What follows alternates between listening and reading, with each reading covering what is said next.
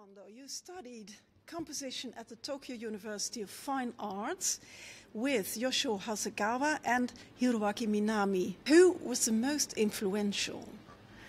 It's very difficult. Unfortunately, the most influential figure of my music are not my teachers, but my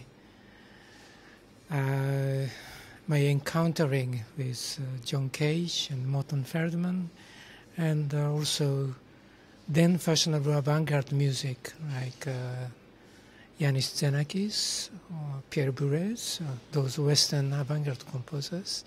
Since the Japanese conservatory education of composition was very conservative, it's almost like we are saying as a joke, it's almost like a 19th century Cologne education. It's a very strict traditional harmony, a counterpoint, and those kind of things, which was not inspiring to me at all. So that's how I grown up. How do you explain this? Well, as you know, Japan has a very strong tendency of the westernization since 150 years ago.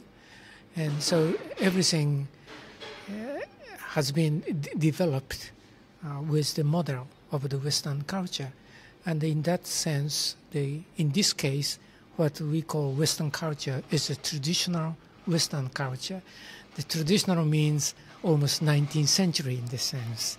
So then those educations, they remain in that stage, and it's never observed the current. Is it still the case at the moment? Yes, the thing's slightly better than when I was in college, but still more or less the same, I'm afraid to say. And you went to the States, I think in 1977, with a scholarship. And there you mentioned John Cage and Morton Feldman. How have they influenced, your music? Well, actually, I didn't go to study with something because I was already had a career as a young composer in Japan. And I was given a grant to stay in New York City for 1 year.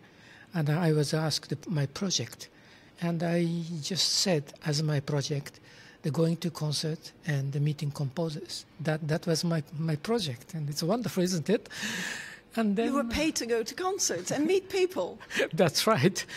And then I was doing something very new to me in the experimental, but I was I was half confident about what I was doing, but there was nobody who really says something about what I was doing in Japan. And when I went to the United States and meeting with John Cage and Morton Feldman, I played my music that time, and they immediately recognized the value. And so it was a strong confirmation for me. And at the same time, it's a great encouragement to continue. The things you talked about with, for instance, John Cage, how has that influenced your way of thinking and your way of writing? It's difficult to say because we never talked about music. So we had dinner together and had a wonderful chat in general matters, like especially with John Cage and his hunting of mushroom, of this kind of thing. And he cooked for me the wonderful dinner. And the similar way that Morton Feldman, I was very close to him, and we had wonderful times. But the influence, I would say,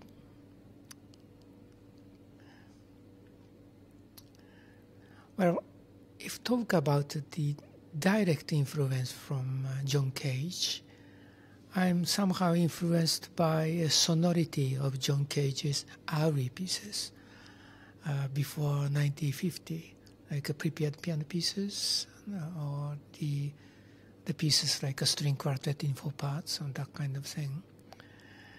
And from Morton Feldman, main influence could be a sort of way of thinking about the orchestration or about the attitude of the sound.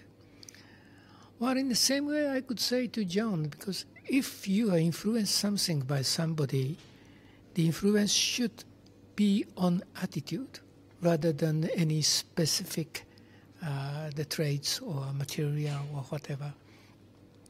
If you are directly influenced by sound or style, you just become a copy of of that great composer. You know.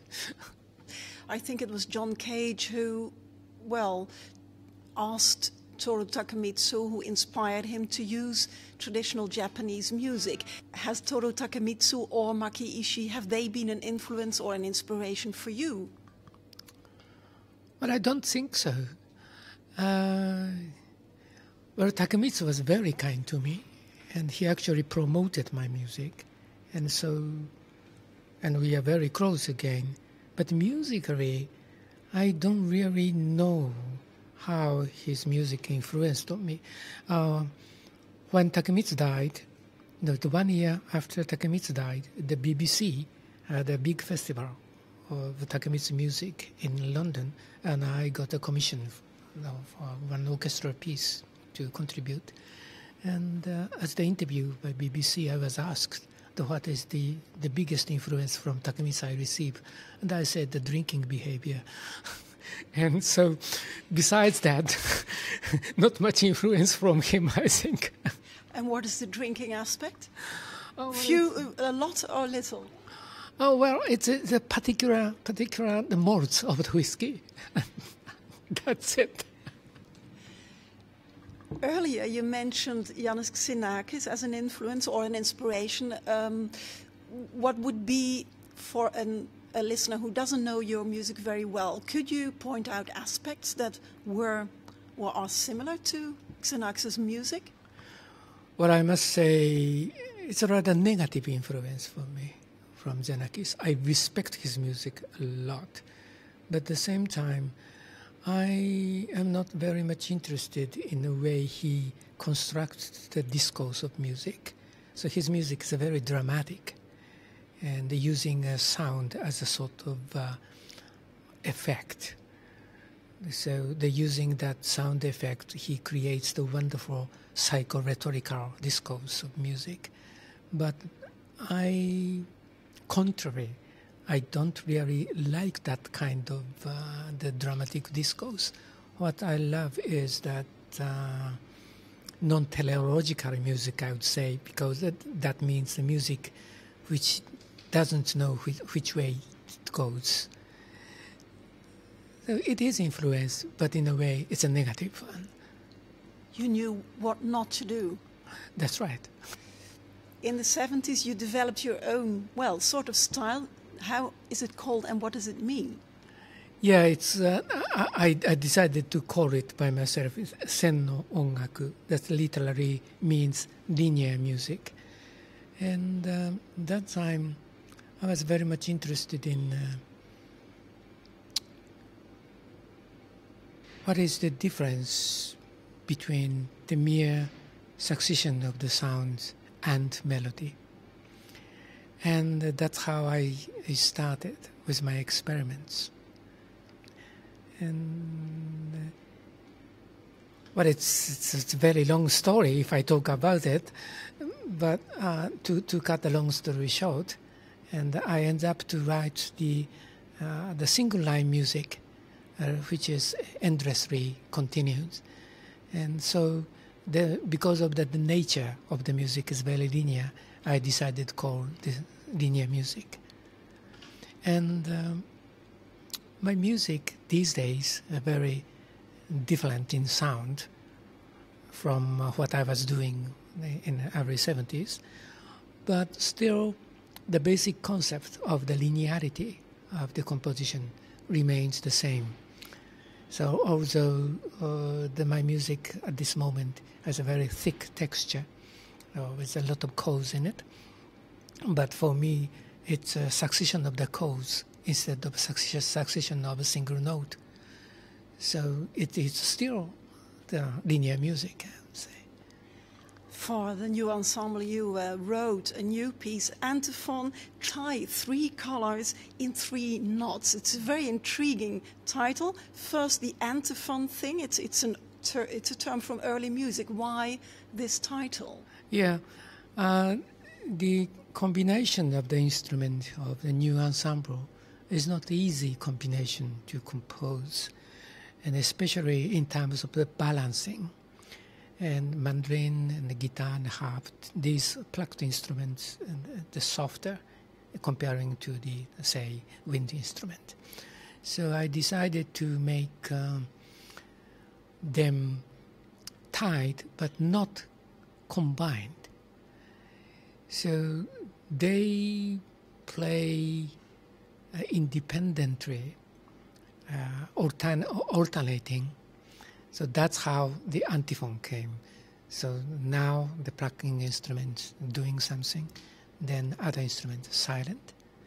Then when the plucked instrument becomes silent, the other instrument speaks. But this kind of alternation. Sort of question and answer. Yeah, that's sort of antiphon in old time. So then I decided to take that word for that. And subtitle, tie the 3 colors in 3 notes, was taken from a line of the book I was reading that time. That was Virgil's Eclogue. And my title doesn't really explain the content, expressive content of music.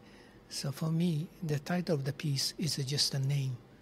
It's like, when you have a baby, you'd like to give a nice name.